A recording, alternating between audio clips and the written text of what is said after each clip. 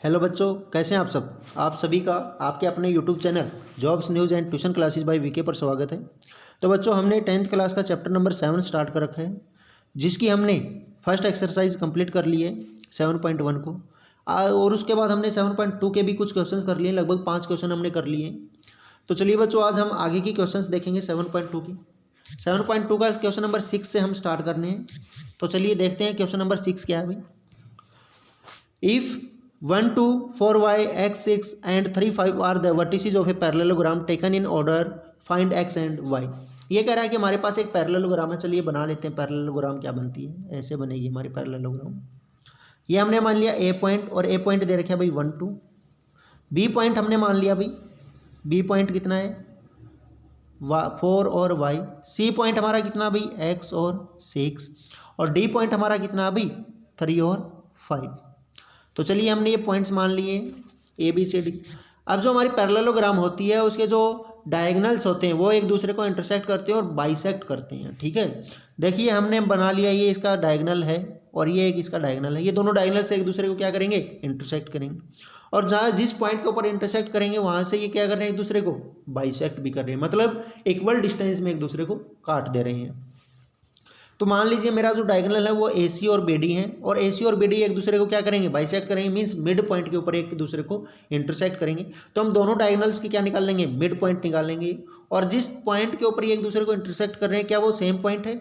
और जब same point है तो उसके कोऑर्डिनेट भी क्या आने चाहिए, सेम आने चाहिए। तो दोनों डायगोनल्स की हम मिड पॉइंट निकाल करके उनको इक्वल रख देंगे, क्योंकि सेम पॉइंट है, इसलिए हमारे पास एक्स और वाई की वैल्यूज आ जाएगी। चलिए हम सबसे पहले ए सी के लिए बात कर लेंगे। तो ए सी मेरा डायगोनल है, उस डायगोनल के लिए मैं क्या निकालूंगा, मिड पॉइंट निकालूंगा। और मिड पॉइंट का कौन सा कोऑर्डिनेट निकालूंगा, चलिए मैं मान लेता हूँ इसका जो मिड पॉइंट है वो क्या भाई ओ है। इसका मिड पॉइंट क्या भाई ओ पॉइंट है। सबसे पहले मैं बात करूंगा डायगोनल ए सी के लिए। तो ए सी का जो मिड पॉइंट ओ बनेगा, उसके जो कोऑर्डिनेट होंगे, तो जो ए सी का एक्स कोऑर्डिनेट होगा, उस एक्स कोऑर्डिनेट के लिए मैं क्या लिखूंगा भाई x1 प्लस में x2 अपॉन में 2।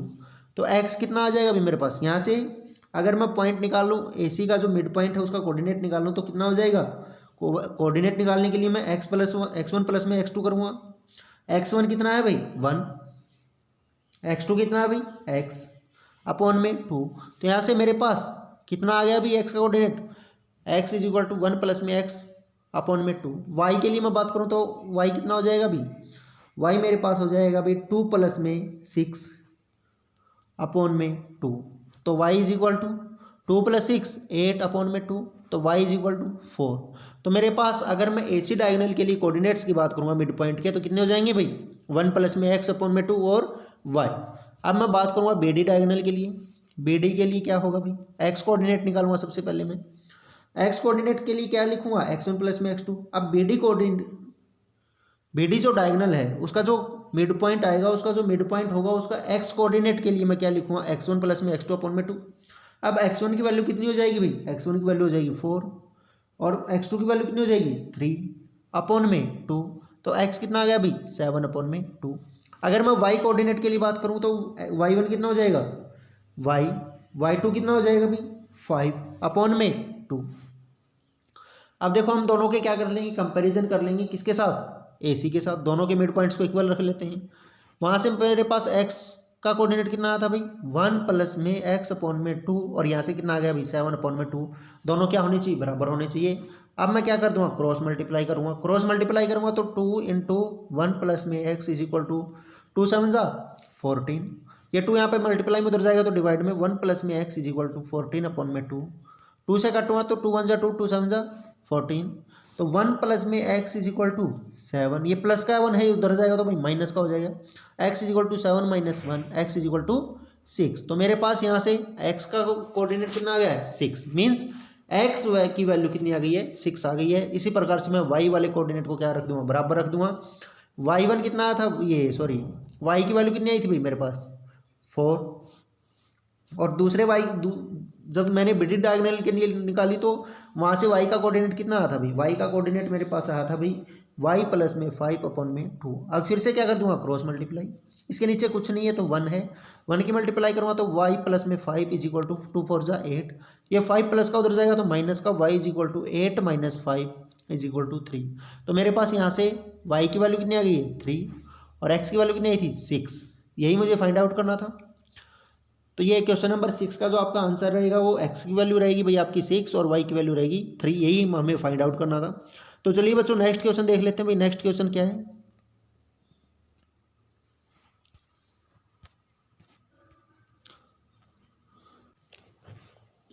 नेक्स्ट क्वेश्चन हमारा है find the coordinate of a point A where A B is the diameter of a circle whose centre is 2 -3 and B is 1 4।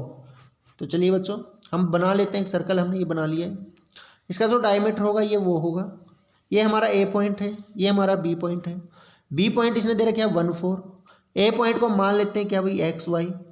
और इसका जो सेंटर है, और सेंटर कहाँ पे होता है बिल्कुल बीच में होता है। सर्कल का सेंटर बिल्कुल बीच में होता है। तो यहाँ पे सेंटर कितना दे रखा है भाई 2 और -3। ये सेंटर मैंने मान लिया भाई पी। अब जब मेरे पास मिड पॉइंट पी है और ये दो पॉइंट्स दे रखे हैं ए बी, ए और बी, अगर मैं इनको मिड पॉइंट निकालने का मेरे पास फॉर्मूला क्या होता है भाई x is equal to x1 plus में x2 अपॉन में 2 होता ही नहीं होता। यहाँ से मेरे पास x की वैल्यू कितनी दे रखी है 2। तो x1 कितना माना मैंने x, x2 कितना है 1 अपॉन में 2। 2 यहाँ पे डिवाइड में उधर जाएगा तो मल्टीप्लाई में x प्लस में 1 इज इक्वल टू 2 2 4। ये 1 प्लस का उधर जाएगा तो माइनस का 4 - 1। तो x की वैल्यू कितनी आ जाएगी भाई x इज इक्वल टू 3। ठीक है भाई। नेक्स्ट मेरे पास y क्या होगा भाई y is equal to y1 plus में y2 अपॉन में 2। y की वैल्यू कितनी दे रखी है -3। y1 की वैल्यू कितनी है y और y2 की वैल्यू हमने कितनी ली भाई 4 अपॉन में 2। ये 2 यहाँ पे डिवाइड में उधर जाएगा तो मल्टीप्लाई में, -3 के साथ मल्टीप्लाई करेंगे तो -6 is equal to y plus में 4। यहाँ पे ये जो 4 है वो प्लस का है, उधर जाएगा तो माइनस का हो जाएगा। तो y is equal to -6 - 4 y is equal to -10। तो इस प्रकार से मेरे पास जो ए पॉइंट है उसके कोऑर्डिनेट कितने आ गए भाई। तो मेरे पास कोऑर्डिनेट्स आ गए भाई 3 और -10। कितने आ गए भाई 3 और -10। यही मुझे फाइंड आउट करना था। चलिए बच्चों नेक्स्ट क्वेश्चन देख लेते हैं भाई। नेक्स्ट क्वेश्चन क्या है।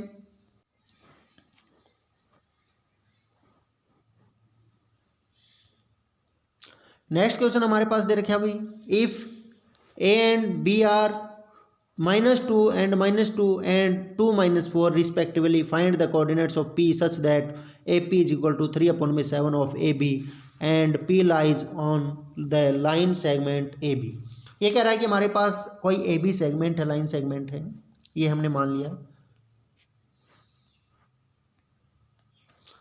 ये मेरा A पॉइंट है। A कितना हो गया भाई 3 और -3 और -10 नहीं है भाई।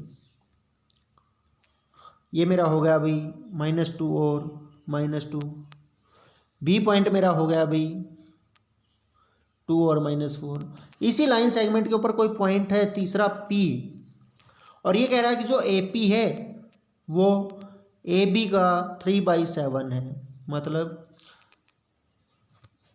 अगर मैं इनका रेशो निकालूं तो यहाँ पे AB जो है वो मल्टीप्लाई में उधर जाएगा तो डिवाइड में AP अपॉन में AB इज इक्वल टू 3/7। मतलब यहाँ पे ए बी की वैल्यू कितनी है 7। अगर ए बी टोटल 7 है तो ए पी उसका कितना है 3 है। अगर ये टोटल 7 है तो ए पी कितना भाई 3। जब ए पी 3 हो गया है और टोटल 7 है तो पी बी कितना बचेगा 4 बचेगा कि नहीं बचेगा भाई। तो यहाँ से मेरे पास A P ratio P B कितना आ गया भाई 3/4। मीन्स मेरा जो पी पॉइंट है उसने इस पूरे लाइन सेगमेंट को किस रेशो में डिवाइड किया है 3/4 के अंदर डिवाइड किया। तो चलिए बच्चों हमारे पास रेशो आ चुका है 3/4। हमारे पास पॉइंट्स भी दे रखे हैं ए और बी। तो क्या हम रेशो का प्रयोग करके जो हमारा पॉइंट पी है इस लाइन सेगमेंट के ऊपर उसके कोऑर्डिनेट्स निकाल सकते हैं। यदि हमने मान लिए जो हमारा पी पॉइंट है, देखो भाई हम मान लेते हैं ये हमारा लाइन सेगमेंट है ए बी और इसके ऊपर पी पॉइंट है, तो क्या हम रेशो का प्रयोग करके पी पॉइंट के कोऑर्डिनेट नहीं निकाल सकते हैं। हमने इसके कोऑर्डिनेट्स मान लिए भाई एक्स वाई। तो यहाँ से मुझे एक्स निकालने के लिए मेरे पास फॉर्मूला क्या होना चाहिए mx2 प्लस में nx1 अपॉन में m प्लस n और mn क्या है यहाँ पे रेशो है, और वो रेशो m/n कितना दे रखा है 3/4 दे रखा है भाई। कितना दे रखा है 3/4। 4। यहाँ पे एम एन की वैल्यू भी है हमारे पास, ए और बी के जो कोऑर्डिनेट्स हैं वो भी है हमारे पास। तो क्या मैं एक्स की वैल्यू निकाल सकता हूँ? ठीक है भाई, एक्स की वैल्यू निकाल लेते हैं। तो मेरा एक्स कोऑर्डिनेट कितना हो जाएगा भाई? एम की वैल्यू कितनी है? 3। एक्स टू की वैल्यू कितनी है? 2 प्लस में एन कितना भाई? 4। x1 की वैल्यू कितनी है? -2 अपॉन में 3 प्लस में 4, क्योंकि एम एन की वैल्यू कितनी है भाई? 3 और 4। तो x कितना हो जाएगा भाई यहाँ से? 2 3 सा 6 प्लस में 2 4 सा 8, किसका? माइनस का, अपॉन में 7 प्लस 6 -8 अपॉन में 2, कितना बचेगा भाई? -2 -2 अपॉन में 7। तो यहाँ से मेरे पास x कोऑर्डिनेट कितना आ गया भाई? -2 अपॉन में 7। अब y कोऑर्डिनेट निकाल लेते हैं भाई। y क्या होगा? y is equal to m की वैल्यू कितनी है भाई? 3। y2 कितना भाई? -4 प्लस में n की वैल्यू 4, y1 की वैल्यू -2 अपॉन में 3 प्लस में 4। y इज इक्वल टू 3 4 सा 12 -12 प्लस 2 4 सा 8, किसका? माइनस का, क्योंकि माइनस का 2 है। 3 प्लस में 4 7। तो y is equal to -12 plus minus -8 upon में 7। दोनों का सामने सेम साइन है, तो क्या कर देंगे? ऐड 12 और 8 20, किसका? माइनस का, अपॉन में 7, क्योंकि माइनस का साइन इनके सामने। तो यहाँ पे मेरे पास x कोऑर्डिनेट कितना आ गया भाई? 2 अपॉन में 7, और y कोऑर्डिनेट कितना आ गया भाई? -20 अपॉन में 7। तो क्या मैं पी पॉइंट लिख सकता हूँ भाई? पी पॉइंट क्या होगा मेरा?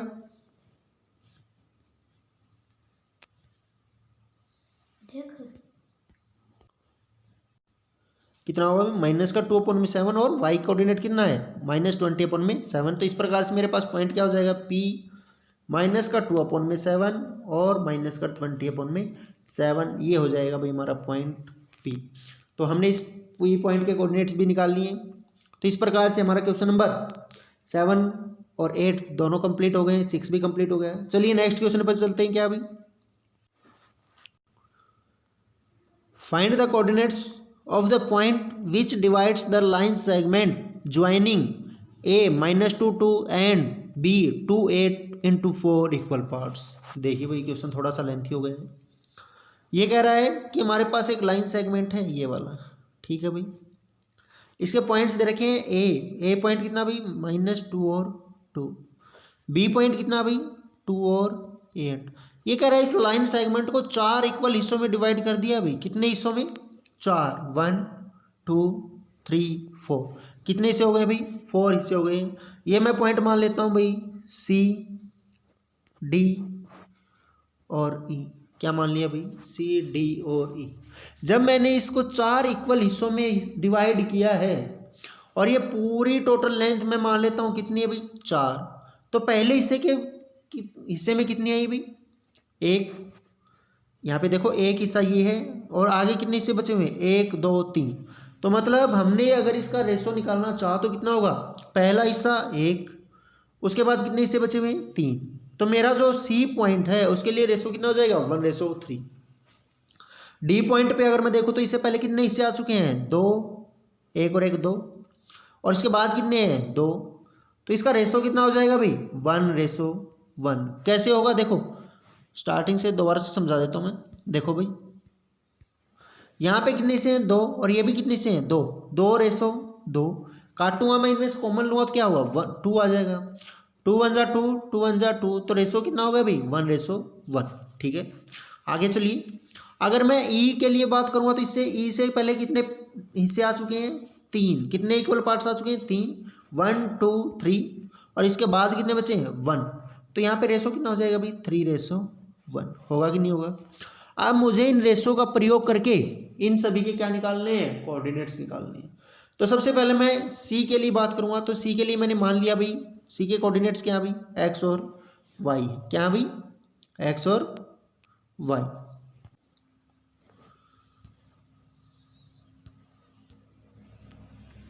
एक्स वाई है भाई, ठीक है। तो मैं एक्स कोऑर्डिनेट निकालूंगा सबसे पहले, और रेशो कितना है? 1 3। तो एक्स कोऑर्डिनेट कितना होगा? 1 3 अगर रेशो है तो सबसे पहले मैं क्या लिखूंगा? एम की वैल्यू कितनी है? 1। x2 कितना हो जाएगा भाई? x2 हो जाएगा हमारे पास 2, प्लस में 3 इंटू में x1 कितना हो जाएगा? -2 अपॉन में 1 + 3 तो x इज इक्वल टू 2 1 जा 2 प्लस में 2 3 जा 6 किसका माइनस का अपॉन में 4 2 प्लस माइनस माइनस अपॉन में 4 सॉरी 6 है भाई तो प्लस का 2 माइनस का 6 कितना बचेगा माइनस का 4 तो x is equal to -4 upon में 4 4 1 जा 4 4 1 जा 4 तो यहाँ से x की वैल्यू कितनी आ गई -1 तो यहाँ से मेरे पास जो x कोऑर्डिनेट है वो कितना आ गया अभी -1 अब मैं y कोऑर्डिनेट निकालूंगा y के लिए फिर से क्या लिखूंगा 1:3 है हमारे पास रेशो 1 इंटू में y2 की वैल्यू 8 प्लस में 3 y1 की वैल्यू 2 अपॉन में 1 प्लस में 3 y is equal to 8 plus में 6 अपॉन में 4 8 और 6 14 अपॉन में 4 2 2 जा 4 2 7 जा 14 तो y की वैल्यू कितनी होगी भाई 7 अपॉन में 2 तो यहाँ से मेरे पास पहला पॉइंट कितना आ गया अभी पहला पॉइंट मेरे पास आ गया है -1 और 7 अपॉन में 2 -1 और 7 अपॉन में 2 नेक्स्ट पॉइंट की हम बात करेंगे तो कितना हो जाएगा अभी देखो आपकी बार रेशो कितना है 1 1 है तो चलिए x इज इक्वल टू फिर से हमने x और y मान लिया है तो x हमारा कितना आ जाएगा अभी 1 इंटू देखो इक्वल रेशो होता है 1 1 हो 2 2 हो तो हम डायरेक्ट फॉर्मूला लगा सकते हैं भाई x1 प्लस में x2 अपॉन में 2 मिड पॉइंट वाला तो फॉर्मूला लगाएंगे तो क्या हो जाएगा अभी चलिए चाहे रेशो से कर लेते हैं 1 इंटू x2 की वैल्यू कितनी है भाई x2 की वैल्यू हमारे पास है भाई 2 प्लस में 1 इंटू में -2 अपॉन में 1 प्लस में 1 x इज इक्वल टू 2 1 जा 2 प्लस में -2 अपॉन में 2 2 -2 अपॉन में 2 तो 0 अपॉन में 2 तो x की वैल्यू कितनी हो जाएगी भाई 0 तो x की कोऑर्डिनेट कितना आ गया है 0 y कोऑर्डिनेट निकाल लेते हैं भाई 1 इंटू 8 प्लस में 1 इंटू 2 अपॉन में 1 प्लस में 1 y is equal to 8 plus में 2 अपॉन में 2 10 अपॉन में 2 इज इक्वल टू 5 2 1 जा 2 2 5 जा 10 तो y कोऑर्डिनेट कितना आ गया अभी 5 तो इस प्रकार से मेरे पास पॉइंट क्या हुआ है अभी d 0 और 5 d पॉइंट के कोऑर्डिनेट कितने आ गए अभी 0 और 5 तीसरा पॉइंट मैं निकालूंगा e के लिए फिर से क्या मान लेता हूँ एक्स वाई और यहाँ से x कोऑर्डिनेट निकालूंगा तो फिर से क्या लिखूंगा रेशो की बार कितना हुआ है 3:1 तो 3:1 e के लिए तो x कोऑर्डिनेट कितना हो जाएगा 3 इंटू में 2 प्लस में 1 इंटू में -2 अपॉन में 3 प्लस में 1 x इज इक्वल टू 2 3 जा 6 प्लस में 2 1 जा 2 किसका माइनस का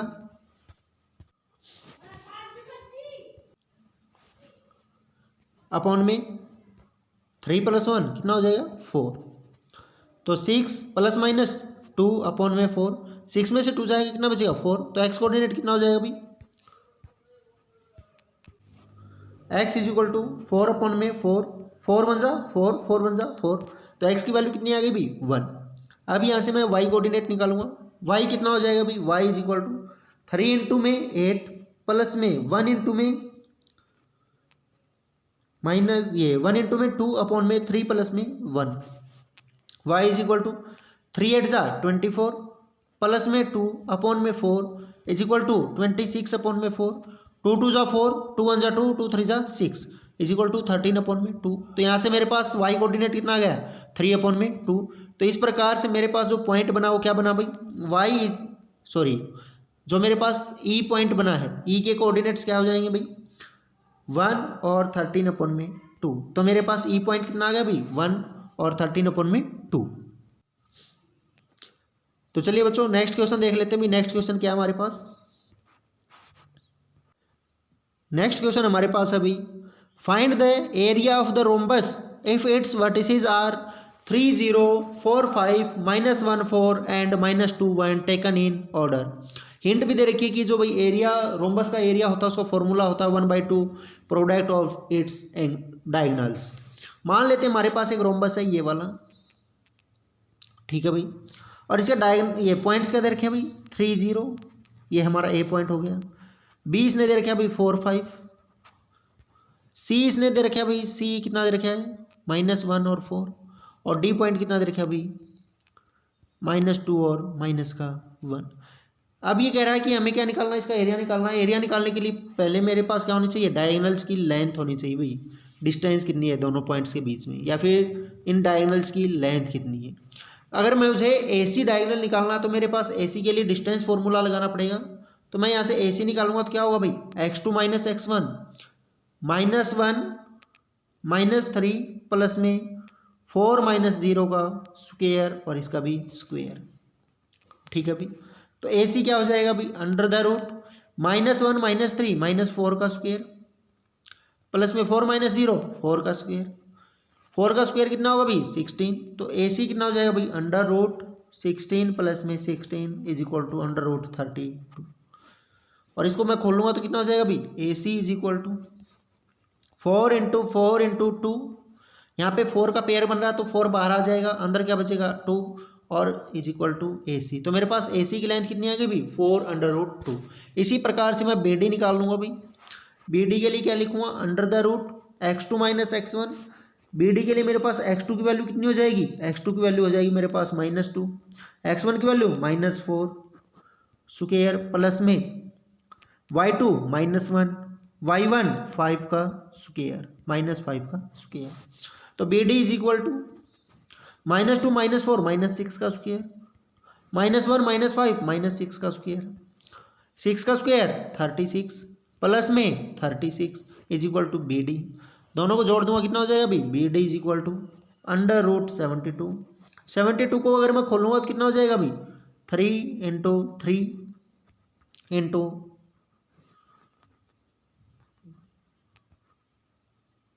2 × 2 × 2। तो BD कितना हो जाएगा अभी यहाँ से देखो, 3 का पेयर बना 3 बार, 2 का पेयर बना 2 बार, अंदर क्या बचा √2। तो आंसर मेरे पास BD कितना आ जाएगा अभी, BD इज इक्वल टू 6/2। तो मेरे पास BD भी आ गया है, AC भी आ गया है, दोनों डायगोनल्स की लेंथ आ गई। तो मैं क्या निकाल सकता हूँ यहाँ से, एरिया ऑफ रोम्बस। तो क्या लिखूँ, एरिया ऑफ रोम्बस कितना हो जाएगा भाई, 1/2 × AC × BD। तो देखो भाई 1/2 AC कितना है अभी मेरे पास 4√2 × BD कितना है 6√2। 2 × 1 = 2 2 × 4 2 6 = 12। ये कितना भाई √2 दोनों की मल्टीप्लाई करेंगे तो क्या आ जाएगा बाहर, देखो जब भी मल्टीप्लाई करते हैं तो ये दोनों √ में चले जाएंगे। 2 × 2 यहाँ पे पेयर बना, पेयर में से क्या आ गया, एक 2 बाहर आ गया। तो कितना होगा अभी 12 2 = 24। तो यहाँ से मेरे पास एरिया ऑफ रोम्बस कितना आ गया अभी 24 स्क्वायर यूनिट। तो मेरे पास रोम्बस का एरिया कितना आएगा अभी 24 स्क्वायर यूनिट। तो बच्चों इस प्रकार से हमने अपनी एक्सरसाइज 7.2 को कंप्लीट कर लिया है। और इसी के साथ साथ जो हमारा 7th चैप्टर है